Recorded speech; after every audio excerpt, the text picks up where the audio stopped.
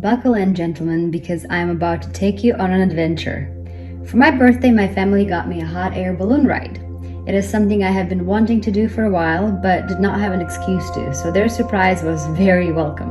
But as I learned after booking, balloons take off at 5:30 a.m. And it's not anywhere near me, so I needed to book a hotel overnight in a small nearby town of Temecula, California. The city has a population of 110,000 and it's known for its countless wineries, golf courses, and resorts. It is technically located closer to San Diego than Los Angeles, but nonetheless it's considered a part of a greater LA. Despite the territory being long inhabited by Native Americans and then Spanish and later Americans, in the 1980s there were only 10,000 people living in this area, and Temecula only became incorporated as a city in 1989, so it's still very young.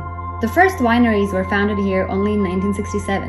Old Town Temecula is the city's downtown district that features a ton of quaint restaurants, stores, and other historic buildings. I did not have a whole lot of time to explore the town, but what I saw looked charming, and I would certainly come back.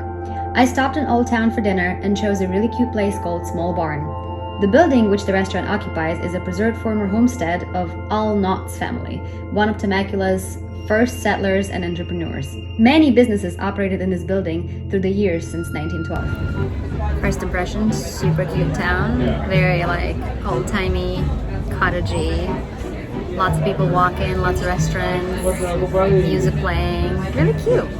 I'm excited for this meal. The food was delicious and the atmosphere very pleasant. I ordered a tuna tartare, a mushroom dish, and a charcuterie board, all of which were excellent. After dinner, I headed to the Europa village where I booked my stay. The place I booked is called Bolero, and it is, much like just about every business in Temecula Valley, is not just a hotel, but also a winery. The entire Europa village harbors over 50 boutique wineries and plenty resorts, all styled after France or Italy, or like Bolero itself, after Spain. It's like a small sliver of Europe in the middle of Southern California. The architecture is vibrant and the landscape is full of cypress and olive trees, and of course the grapevines as far as the eye can see. Bolero offers wine and olive oil tastings and boasts a wonderful menu of tapas and microbrews. After arriving and checking in, I had to drive a bit more through the winery itself to find the quaint Bolero Inn, nestled on the top of a hill. It's a small two-story building surrounded by cypress trees and fountains. Each room has a name instead of a number, and the keys are like actual metal keys and not key cards, which was kind of cute.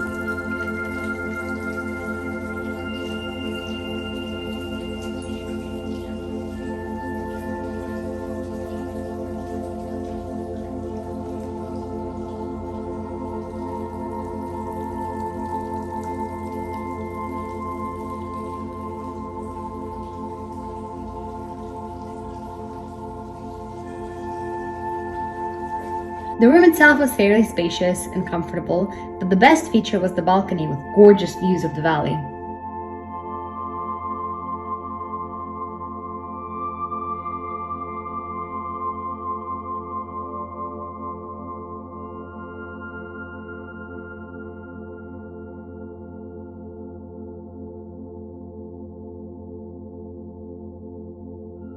As soon as I got to the room, I changed into a robe and after enjoying the view for a bit, plopped onto the bed.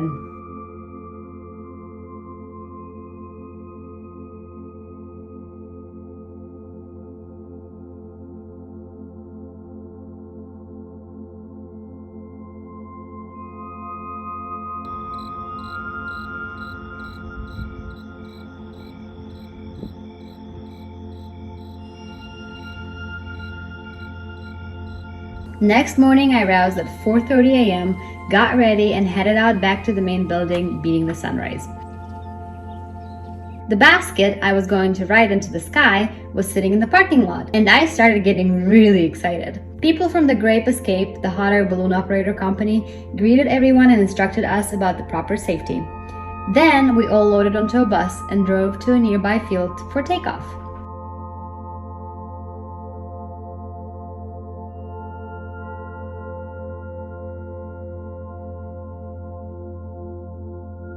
We were explained that they might have to go to a few different fields to find the one with satisfying wind conditions, but we lucked out and our first stop turned out to be suitable. The setup of the balloon took a little while, which honestly made sense. It was huge. The crew stretched the balloon out on top of a tarp, and it was over 100 cubic feet when inflated. They set up the fans and started blowing it up as you would expect from a balloon.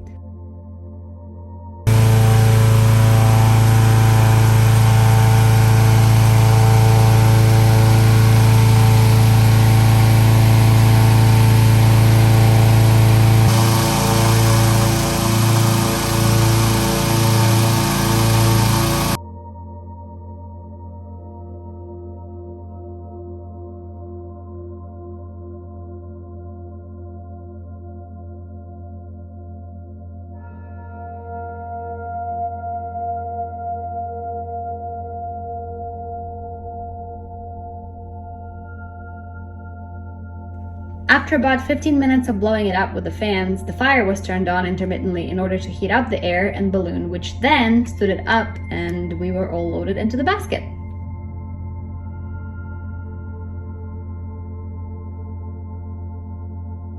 It is massive. It's a literal 10-story building, holy shit. It is.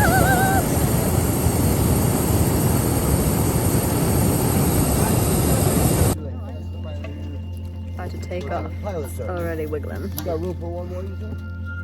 And then we took off, and if I was a little bit nervous at the start, all of that evaporated very quickly and was replaced by excitement and amazement. The ground moved further away with each passing minute, and the views that began revealing were absolutely breathtaking. The sun was rising at this point and slowly filling the valley below with golden morning light.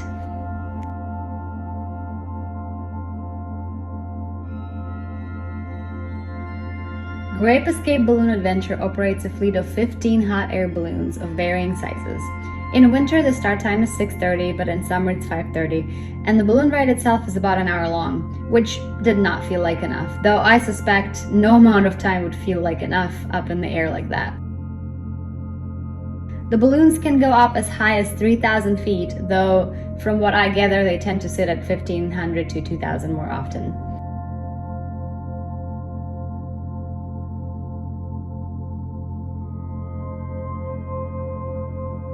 The balloons are fueled by propane and operated by the basic principles of gravity and heat transfer. The air in the balloon is heated by a giant propane fire overhead in order to go up, and as it cools, the balloon descends.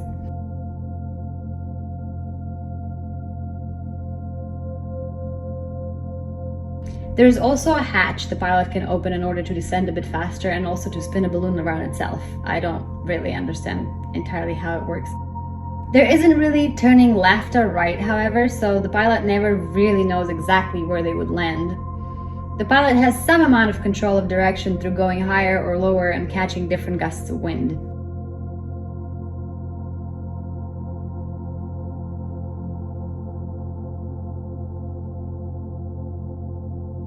Balloon sizes are measured in cubic feet and vary between 55 and 300,000 cubic feet.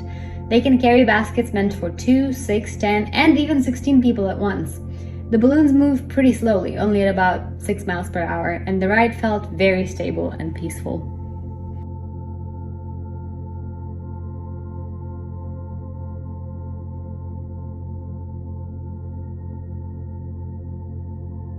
For the record, the first ever manned hot air balloon flight took place in November 1783. In 1987, Richard Branson and Per Lindstrand were first to cross the Atlantic in a hot air balloon, flying 2,900 miles in just 33 hours. At the time, their balloon was the largest ever recorded at 2.3 million cubic feet. I cannot imagine the size of that monster. A year later, Per Lindstrand set another record, taking the solo flight to 65,000 feet up in the air.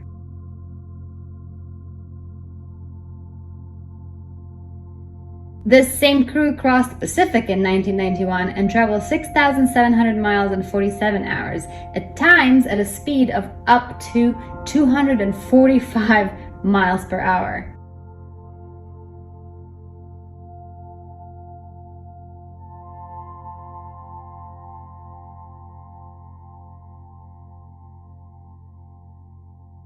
I expected the ride to be wobbly and windy and cold, but it was none of those things. In fact, because we were moving with the wind, it felt completely windless, and the basket did not wobble whatsoever.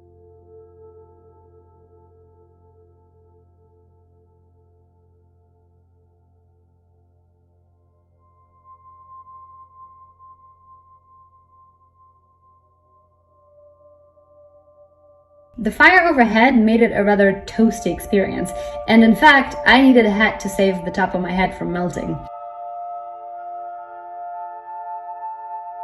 The edge of the basket comes up 48 inches, which is about chest level for a person of an average height, so I felt like I could not fall out even if I wanted to.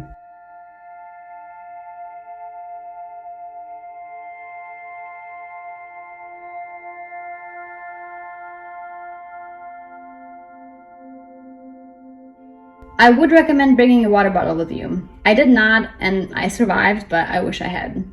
Also bring sunglasses, and hold on to them if you peer over the edge.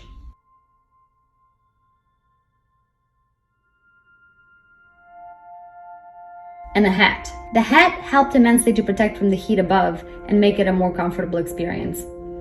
I have my phone attached to a string that goes around my neck, which also helped to feel less stressed about dropping it while taking all the pictures and videos.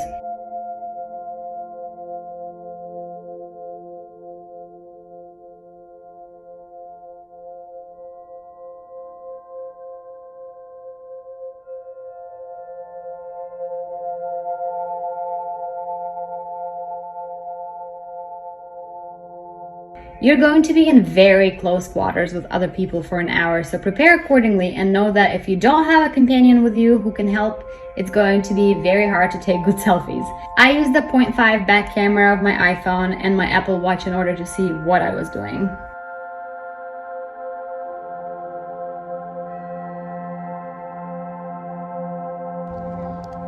Literally flew by a tree and grabbed a leaf. Dope. The pilot had an entire hour-long stand-up routine worked out, full of jokes, stories, and interesting facts, and the views did not get boring.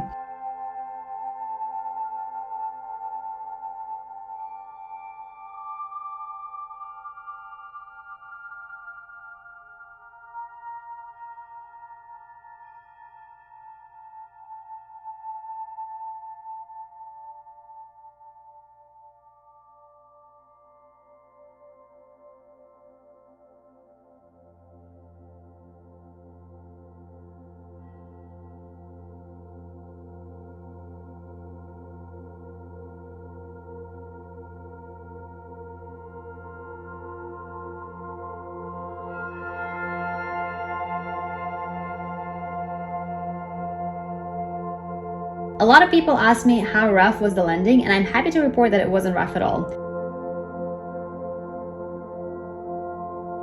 We were told to have our backs against the basket edge and bend our knees in a half a squat, and when the basket touched down, it didn't feel any more intense than a plane landing.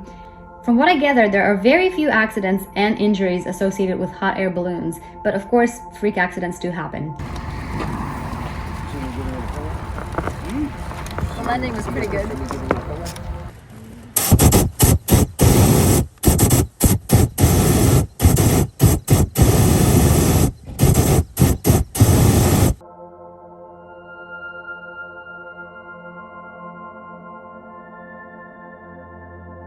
This is the balloon after being deflated and packed. He landed the basket right on the trailer. Pretty compact. And they're loading it up. We landed in the field. Took us 2 tries. First time we landed over behind those rows of grape, and it was enough space. So then he took off again and landed again over here in this nice little field. And that's where the wind took us. Very cool. After the hot air balloon ride and landing in some random field, we were all taken back to Bolero, served champagne, and handed out the flight certificates.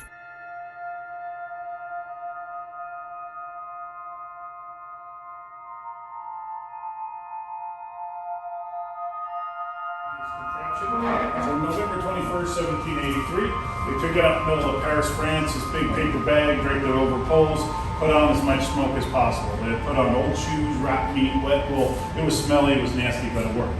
The smoke sealed up the balloon, the heat took effect, they cut the ropes, and off they went.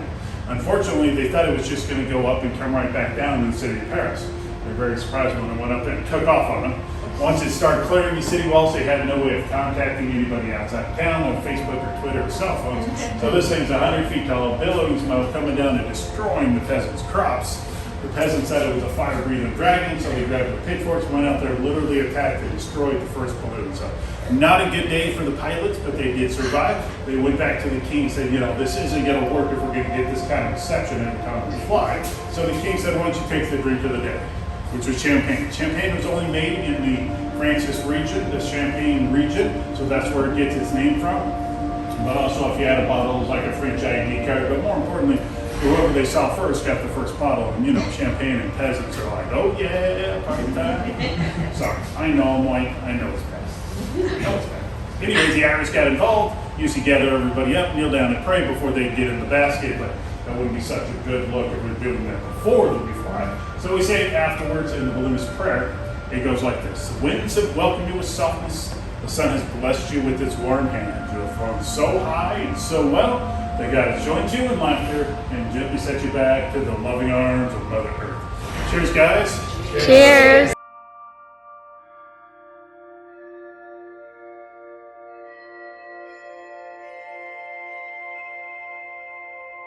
It was time to grab my complimentary breakfast, and let me tell you, Bolero did not disappoint.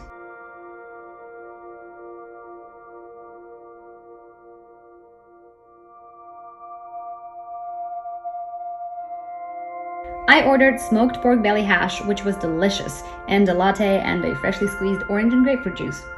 The portion was massive and everything was yummy. They give you sugar in a stick. How cute is that? I would have liked to explore Temecula a little further, but after getting up at 4 a.m. and facing a 2-hour drive home, I chose to check out and leave right after breakfast. And then, upon getting home, I took the longest nap. But I will certainly be back for a longer stay and all the wine.